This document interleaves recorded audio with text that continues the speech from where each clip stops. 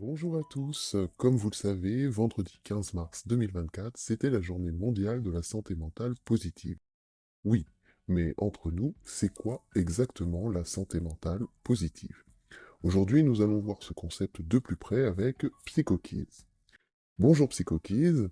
Alors, peut-être pouvez-vous nous commencer par vous présenter pour ceux qui ne vous connaissent pas encore, et ensuite nous en dire un peu plus sur la santé mentale positive? Bonjour à tous. Alors, PsychoKids, c'est l'histoire d'une psychologue clinicienne passionnée par la psychologie qui en a eu marre de voir dans son cabinet des gens souffrir alors qu'on aurait pu désamorcer cette souffrance bien avant.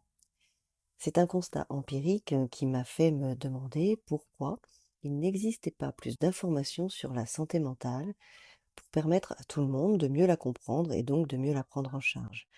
Lors de mes recherches dans ce sens, j'ai découvert le concept de santé mentale positive. Alors, j'ai alors décidé de transmettre au plus grand nombre mes connaissances en psychologie et encore plus spécifiquement en santé mentale positive. Alors, peux-tu nous en dire plus sur ce concept? Oui, bien sûr. Il s'agit d'une évolution dans la manière de voir et de concevoir la santé mentale. Jusqu'ici, on a toujours plutôt abordé la notion de santé mentale comme des troubles mentaux ou encore de la maladie mentale. Et finalement, on a mis de côté pendant très longtemps que la santé mentale devait aussi s'envisager sous l'angle du bon fonctionnement. Et en quoi c'est important ça? Alors, c'est important parce que, en fait, ça ouvre tout un pan de prévention en santé mentale qui est très peu pris en compte. Cette perception beaucoup plus préventive de la santé mentale permet justement d'éviter à des personnes de souffrir ou d'attendre de souffrir pour s'autoriser à prendre en charge sa santé mentale. Aujourd'hui, on sait par la recherche qu'il existe des comportements et des moyens concrets applicables au quotidien pour maintenir ou rééquilibrer sa santé mentale. Et finalement, c'est ça la santé mentale positive. C'est-à-dire qu'il s'agit du bon fonctionnement d'un être humain dans sa santé mentale. Comme on a pu faire évoluer la santé physique au-delà du trouble et de la maladie, aujourd'hui, on sait prendre en charge sa santé physique au quotidien parce qu'elle va bien. On va manger, on va bien dormir, on va mettre en place des actions concrètes au quotidien pour bien faire fonctionner sa santé physique, éviter qu'elle ne se déséquilibre ou que la douleur s'installe et qu'on ait besoin de faire appel à de la rééducation ou bien à des traitements médicamenteux. Pour la santé mentale, c'est la même chose. On doit pouvoir mieux la connaître pour mieux la prendre en charge et mettre en place des actions concrètes au quotidien pour la maintenir et s'il y a un déséquilibre léger, pouvoir aussi mettre en place des choses concrètes pour la rééquilibrer sans avoir besoin de faire appel à un professionnel de la psychologie ou bien faire appel à un traitement médicamenteux pour mieux dormir ou pour mieux gérer sa situation stressante, ou, etc., etc. Et est-ce que tu peux nous préciser tout ça? Comment ça marche concrètement? Oui, bien sûr. Euh, alors, je dirais qu'il faut déjà peut-être réussir à se représenter la santé mentale sur plusieurs strates. Je dirais que la première est celle où se situe la santé mentale positive, celle qui fonctionne bien, sur laquelle on peut tous avoir un certain contrôle de façon autonome.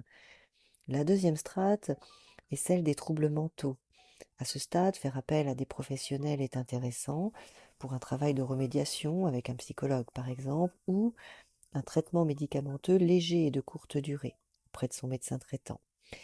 Et la dernière strate est celle de la maladie mentale, où il est nécessaire de consulter un psychiatre, par exemple, et souvent d'avoir recours à un traitement médicamenteux sur une longue durée.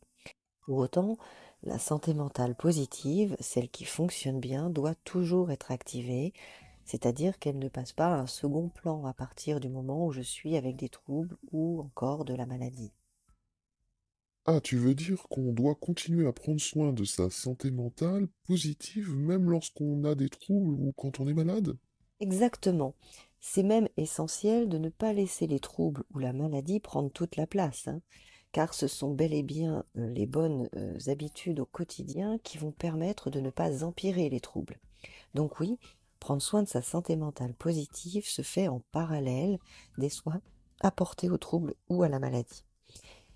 Elle est multifactorielle, ce qui signifie qu'elle s'envisage à la fois dans une dimension individuelle, une dimension relationnelle, une dimension communautaire.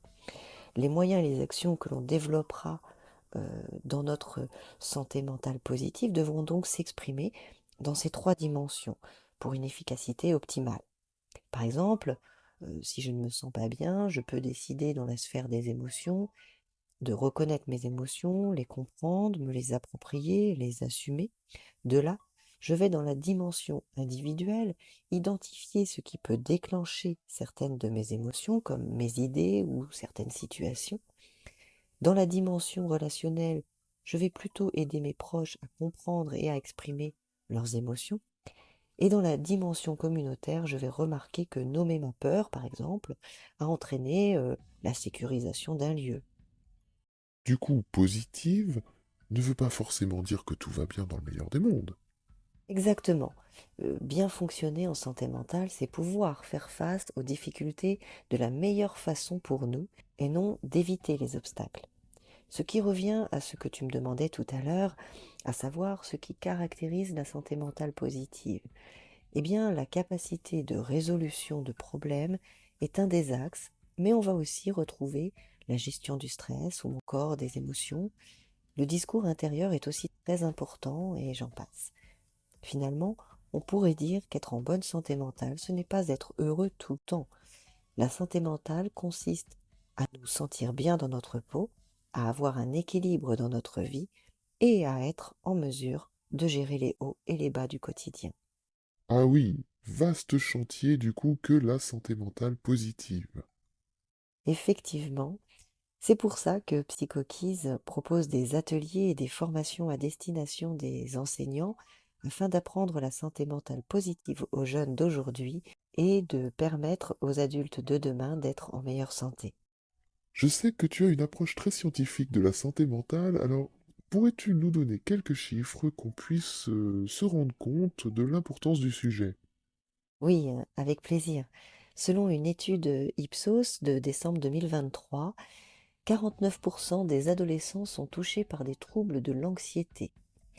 Un adolescent sur trois ferait l'objet d'une suspicion de troubles anxieux généralisés. 41% des adolescents sont concernés par des symptômes dépressifs plus ou moins sévères. Près d'un jeune sur trois considère que ces problèmes ont un impact sur leur scolarité. Et encore plus pertinent au regard de l'importance de l'apprentissage chez les adolescents à reconnaître et à être autonomes dans leur santé mentale, pour la troisième année consécutive, les adolescents déclarent un niveau de bien-être trop élevé au regard de leurs résultats au pré-test clinique, ce qui signifie qu'ils se surévaluent dans leur bien-être. Ceci est encore plus vrai chez les adolescents les plus anxieux. Seulement 1 sur 5 a conscience de ne pas aller bien, ce qui représente environ 18%. Comment peut-on prévenir quelque chose dont on ne connaît pas l'existence, pire encore, que l'on considère comme normal? Effectivement, c'est assez parlant. Bon, je vois qu'on arrive à la fin de cet épisode. Si je résume ce que l'on s'est dit sur la santé mentale positive, c'est qu'elle n'est pas forcément positive finalement, mais surtout préventive. En gros, c'est notre santé mentale quand on va bien. J'ai retenu aussi qu'elle s'exprimait dans trois dimensions, perso, relationnelle et communautaire, et qu'il existe déjà des moyens et des actions concrètes et efficaces que l'on peut apprendre à tout âge pour en prendre soin au quotidien, sans attendre que ça fasse mal. J'ai bon? C'est parfait. Merci pour tes précisions sur ce concept. On te retrouve bientôt dans un prochain podcast sur la santé mentale positive en milieu scolaire, ton sujet de prédilection, afin de nous éclairer sur l'importance des enseignants dans le développement d'une bonne santé mentale chez les adolescents et leur impact possible sur une meilleure santé mentale à l'échelle mondiale. Vous retrouverez dans le descriptif les études scientifiques utilisées par PsychoKiss pour ce podcast et bien sûr partagez votre avis sur ce podcast dans les commentaires et si vous avez aimé cet épisode, partagez-le sur vos réseaux sociaux. À bientôt pour un nouveau podcast.